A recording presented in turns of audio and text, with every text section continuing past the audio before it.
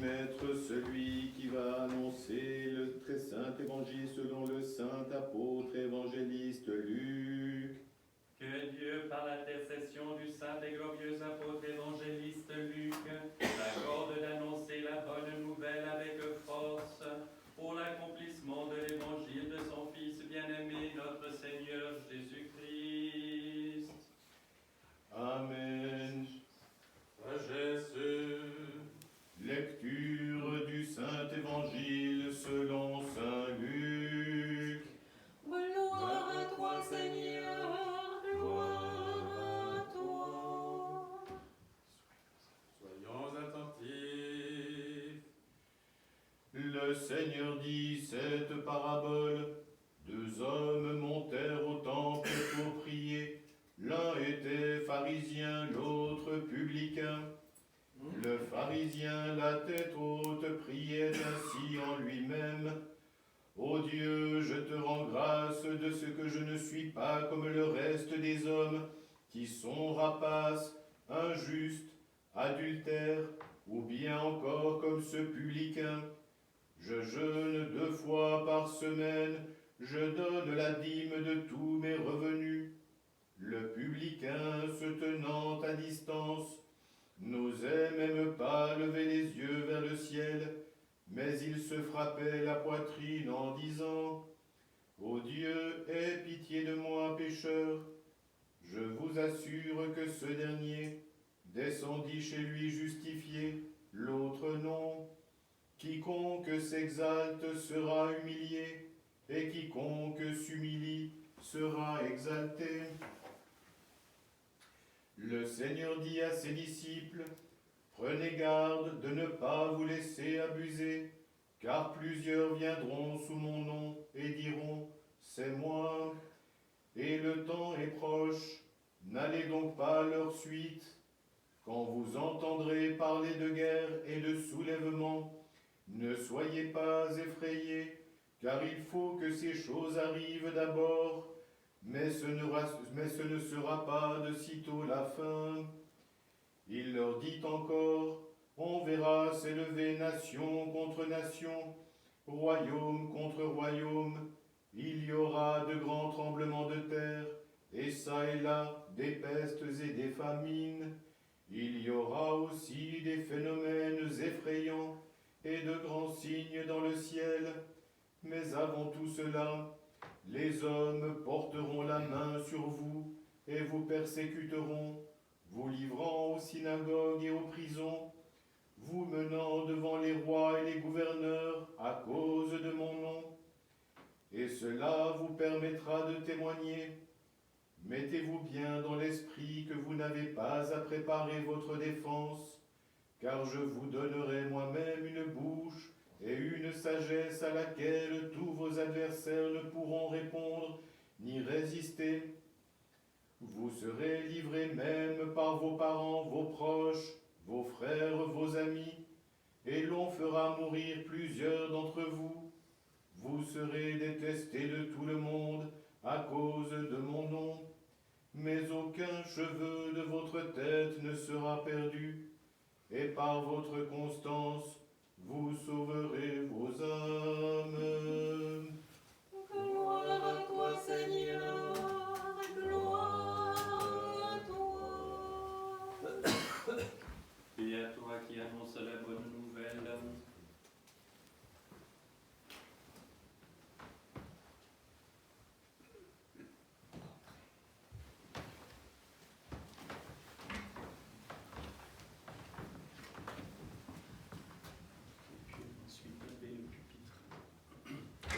Au nom du Père et du Fils et du Saint-Esprit, ainsi soit-il. Chers frères et sœurs, nous commençons aujourd'hui le triode de Carême.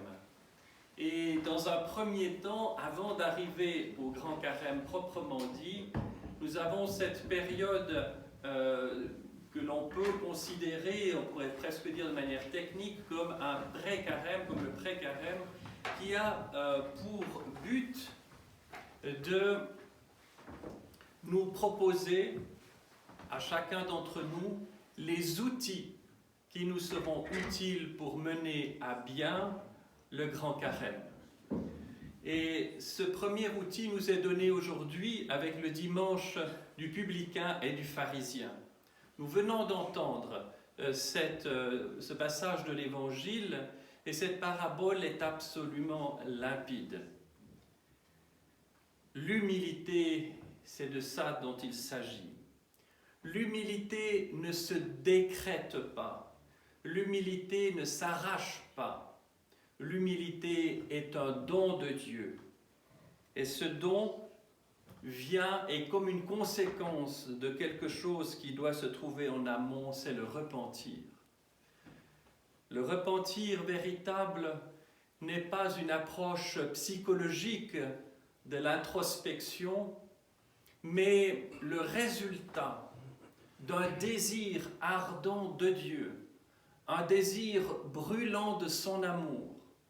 Et lorsqu'une âme en fait l'expérience de cet amour brûlant de Dieu, extraordinaire de Dieu, eh bien, touchant, ou plutôt la perfection, la sainteté de Dieu se laissant entreapercevoir, force est de constater pour l'âme en question qui est visitée par la grâce du Saint-Esprit, de l'abîme immense qu'il y a entre le Seigneur et soi-même.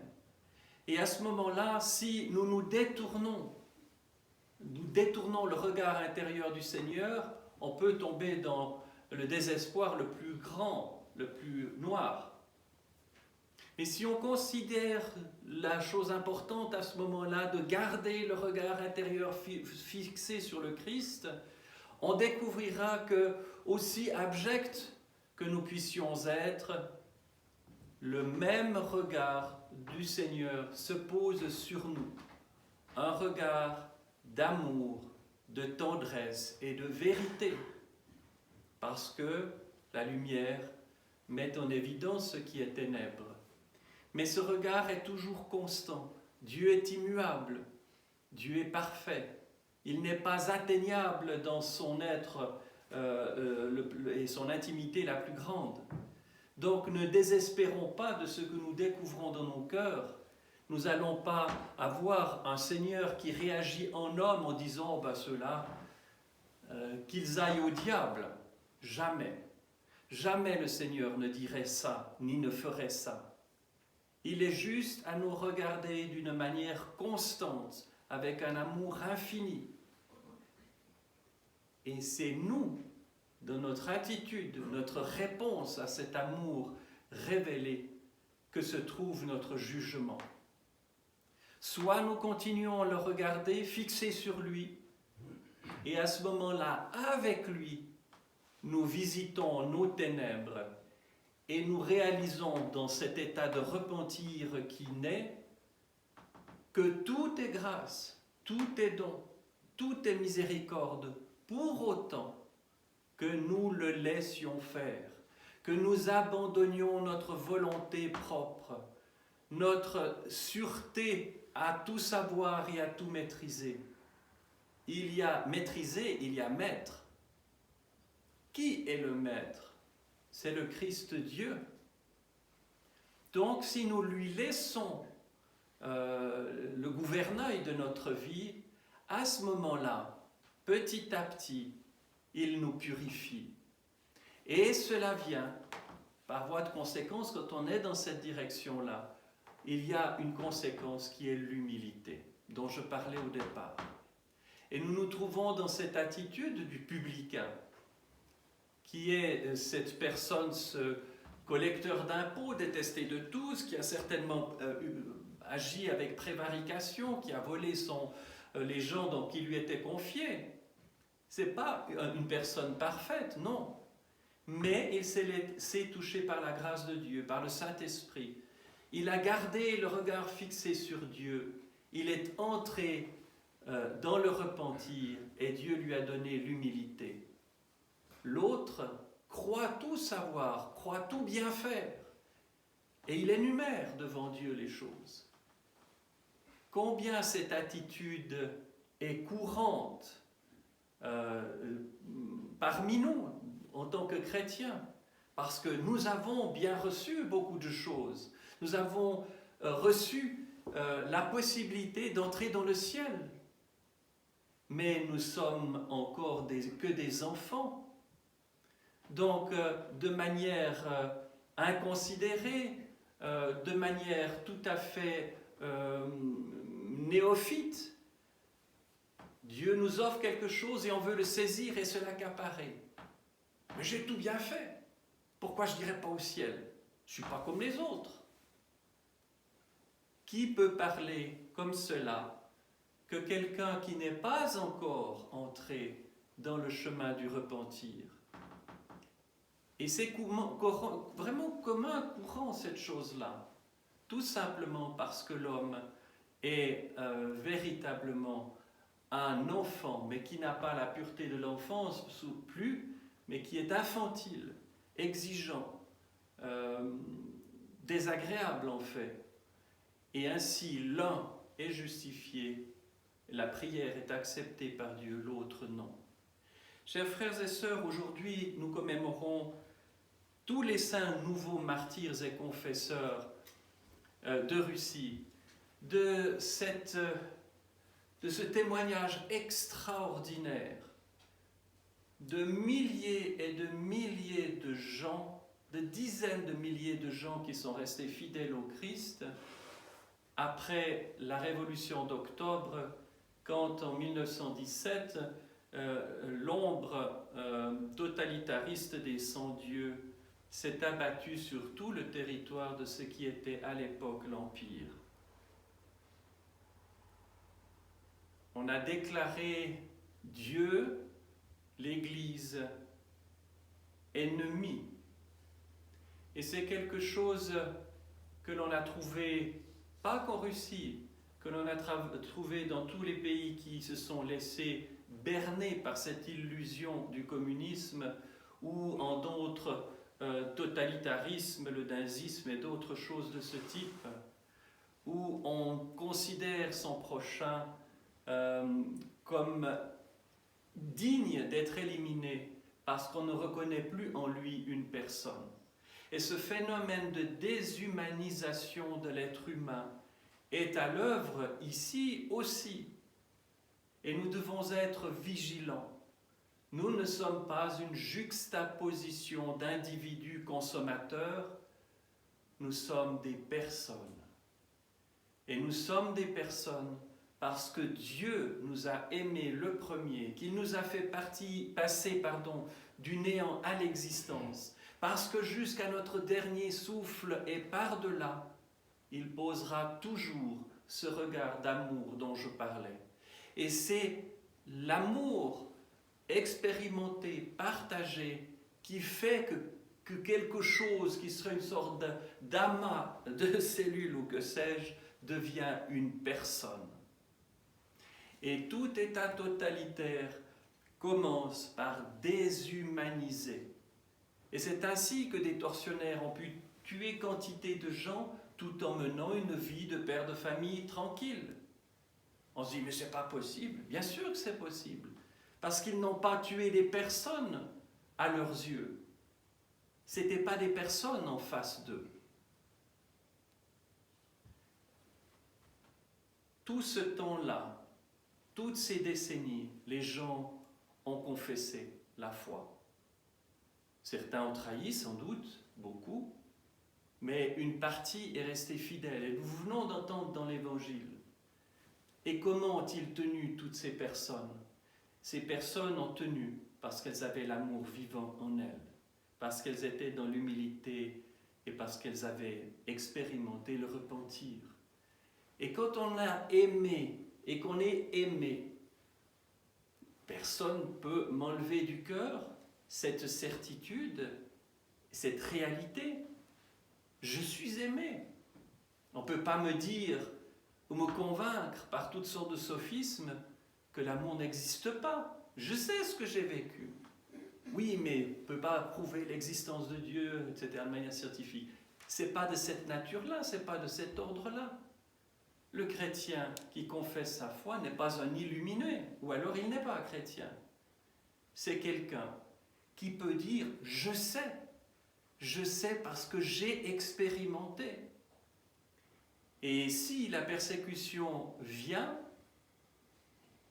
et le choix, tu vis en trahissant le Seigneur, ou tu meurs, donc on ne peut plus finasser, s'arranger, c'est comme ça ou comme ça, cela révèle l'état de notre cœur.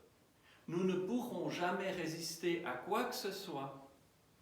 Résister pas dans le sens de violence, mais résister en étant fidèle, en restant concentré sur le Seigneur. Nous ne pourrons jamais témoigner jusqu'au bout si nous n'avons pas cette vigilance spirituelle.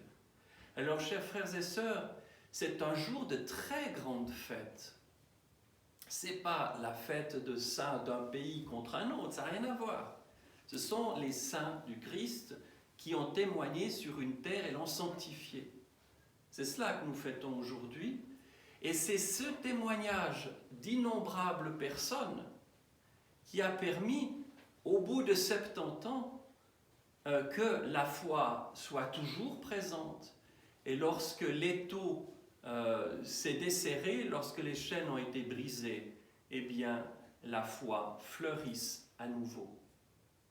Et il y a une dernière leçon peut-être que je voudrais aborder avec vous maintenant, c'est que nous pourrions dire, ben voilà, cela a été vaincu, les bolcheviks ont été chassés, là l'église est de nouveau tout à fait rayonnante, on construit des églises partout.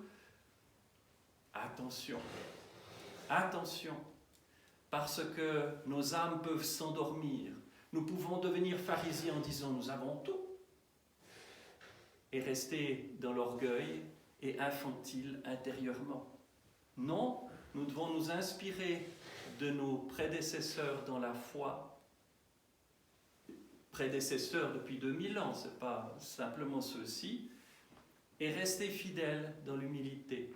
Et ainsi, les générations futures ne se détourneront pas de l'Église, mais courront à l'Église, voudront s'approcher du Christ et s'unir à lui. Nous ne pouvons pas capitaliser sur quelque chose d'acquis par les précédentes générations. Nous avons reçu la foi orthodoxe de nos pères, nous devons la transmettre intacte aux générations suivantes. Si nous ne vivons pas du trésor dont ils ont vécu, nous serons incapables de transmettre cette foi qui ne passe pas par l'explication, mais par le témoignage vivant d'une vie qui est la nôtre. Au nom du Père et du Fils et du Saint-Esprit, ainsi soit-il.